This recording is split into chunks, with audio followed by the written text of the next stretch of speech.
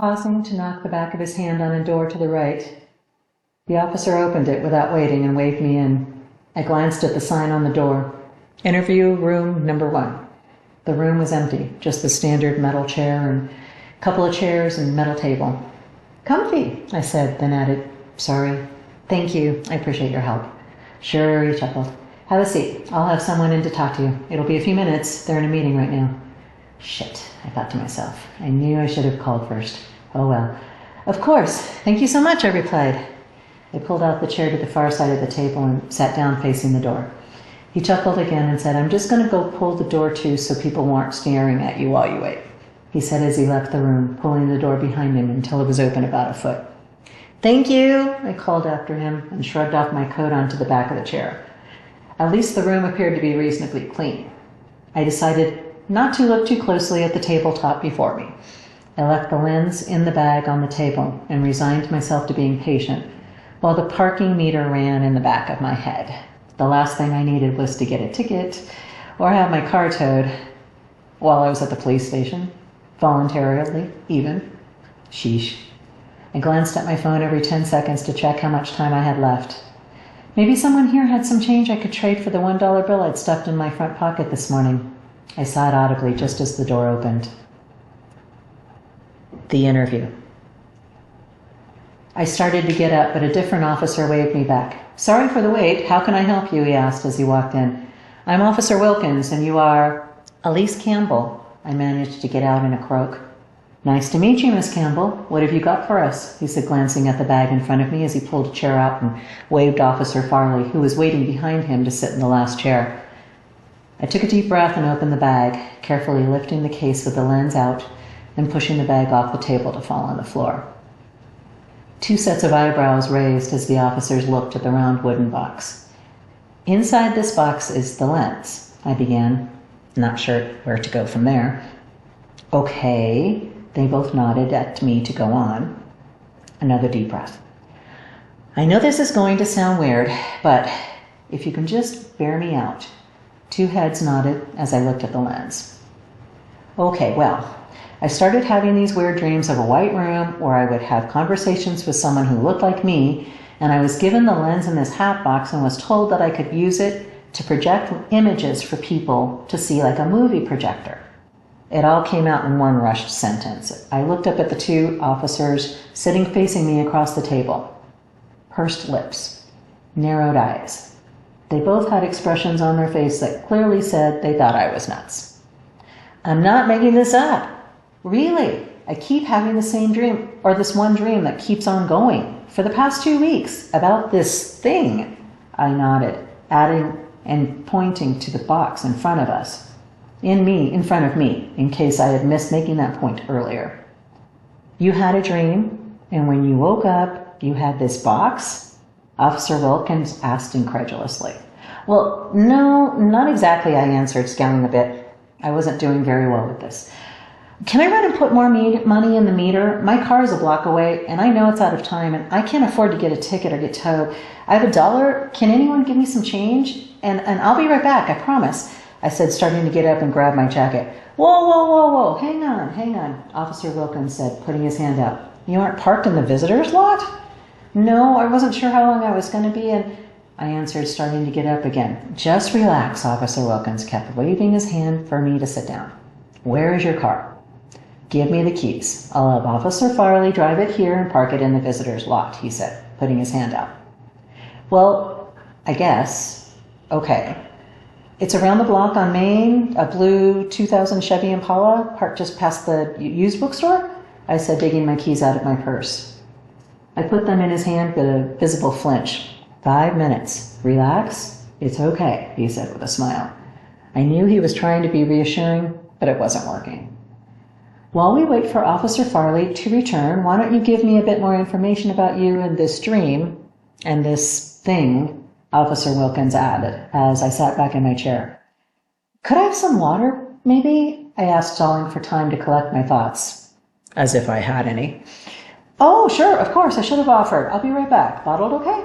Won't be cold. Oh, that's fine, I said, relieved. I had just bet myself at least 1 minute to figure out what exactly I was going to say. Silently, I retrieved and rehearsed, opening and closing the lid, placing it on the table, tilting the case towards the officers, showing them the lens inside, setting the box back down on the counter, and meeting their gazes steadily.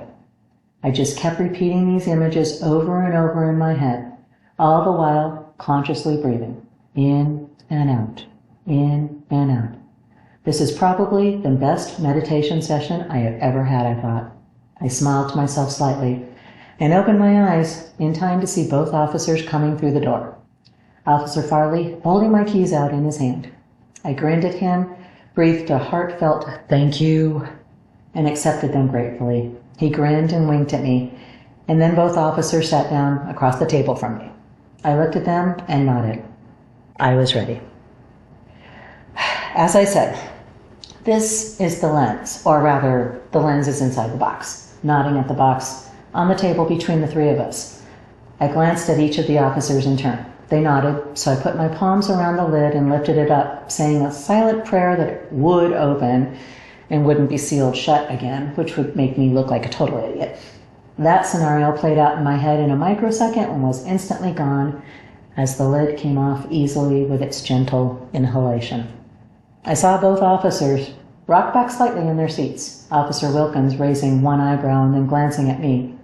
I smiled again, feeling a strange sense of deja vu before I realized this scene had played out in the White Room with me and She Who Sees. Only now the roles were reversed, where I had been the novice, the initiate, gazing in wonder and awe at the object before me. Now I was witnessing the same thing happening with the two policemen. That actually made me feel better. I could just pretend to be her and repeat what she had done and said. As you can see, the lid and case create a kind of a seal. You can't really see where they meet when it's closed. It's really well made. And this is the lens itself, I added, as I gestured inside the case. It's a bit complicated, so if you could just let me say this as quickly as possible, then let me know if you have any questions at the end. Again, two heads nodded at me, one officer glancing at his watch. I scowled briefly and turned back to the lens, then began to explain everything exactly as she had explained it to me in the White Room dream. I watched their gazes go from semi-bored attention to disbelief and then to speculation as I finished showing them how the lid created the platform for the hologram to rest upon as it's projected through the lens. Now, I said, taking a deep breath, this is the thigh piece, like I said, the third eye piece. You rested against the spot between your eyebrows. Your pineal gland is back there in the middle of your brain. That's why the Hindu religion, you put the bindi spot, you know, the red dot in the middle of their forehead? Right. That's a marker for your pineal gland, your third eye. You rest the thigh piece against your forehead. It has to touch and stay there. You can't jerk it around or anything like that. Anyways, you activate your pineal gland by meditating with the intention of seeing the cellular memory of whatever material you use in the specimen between the glass slides. You concentrate on seeing those memories as images, and you project with your mind and your intent those images through the lens to form a three-dimensional image above the lit platform where a holographic image will be projected. I finished with a loud sigh. That's it. That's how it works, as far as I know. I haven't actually tried it out. This is just the information I was given in my dream. And I know you're like, ooh, she got it in a dream, but here it is, right? Here. And I pointed emphatically at the lens, now once again resting safely inside its case. Officer Wilkins cleared his throat. Well, I hardly know what to say or where to start. He glanced over to Officer Farley, who shrugged and rocked his head slightly from side to side. I guess the first question would be, how do we know this does what you say it does? Do we get to test it out somehow? Can anyone use this thing, or is it just you? Well, I interjected, hoping to stop what looked like to be the beginning of a flood of questions, most of which I wasn't ready to answer yet. I'm not leaving it here for one thing, okay? This is my property. It's going home with me when I leave today, right? I paused, waiting. Sure, of course. We don't want it, was the officer's quick reply. I narrowed my gaze. Right, I repeated. So what I think the best thing to do is to test it out, to have someone send over a sample from the victim. They kept victims from autopsies at the medical examiner's office, right? Two heads nodded again. So that, I think, would work. Have them send over a sample, we put it in the slide, or maybe we send the slide by courier and they prepare the slide and the courier brings the slide back. I don't know. That's probably something you guys would be better figuring out than I am, I added, my voice dropping off. It sounded ridiculous to my ears. I should have thought this out better. I was definitely in territory that had not been covered in my training.